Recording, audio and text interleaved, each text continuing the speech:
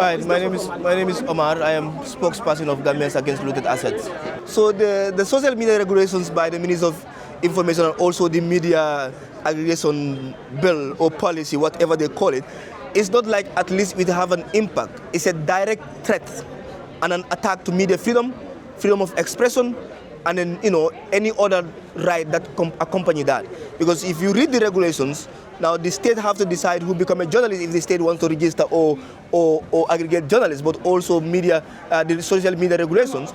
Let's say for example, who determine who has a huge followership, who determine what content do we have to produce as social media content creators, as social media users. So people think this about journalists, especially the regulation. It's about everyone. Remember they said large followership. I have 18,000, she has over 20-something thousand followers, somebody else. Who determine how many thousand followers is determined as a huge and a large followership. But in fact, the whole issue is post accountability, the section that talks about regulation, content regulation and all of that. What happens if I create a content and later that content have to be subjected to questioning and accountability mechanism? So there's a lot more than we think, and I think those regulations making this is not in the position of the government to regulate the media, no, is to register who become a journalist in this country. Of course they are a stakeholder to this, but they cannot solely control it. That has become media control, monopolizing of the media space, and a direct threat and attack to media freedom and freedom of expression.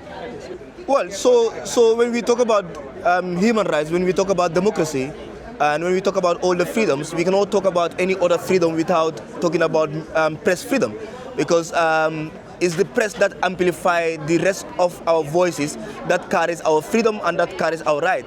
So press freedom is fundamental in any democratic dispensation, and as we approach May 3rd, we must continue to defend press freedom, we must continue to defend our journalists, we must continue to defend freedom of expression and freedom of assembly. These are fundamental human rights, and they are not offered, they are earned, they are natural. There is nobody that can give it to us, and then nobody can be able to take it from us. Thank you. Well, so the council have applied for case of no answer because there is no case to answer to in the first place, right?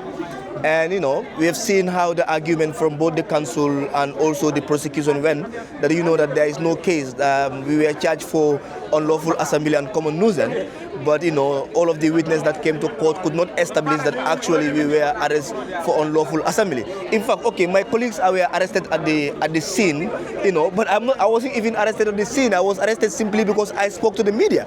So the case is something that we're going to wait for the July 11th of July to hear the judgment, which is due now. But other than that, I don't think there's any case to answer to, as far as I'm concerned, as far as the charges are concerned, as far as our actions at the audit office is concerned. So there is no case to answer.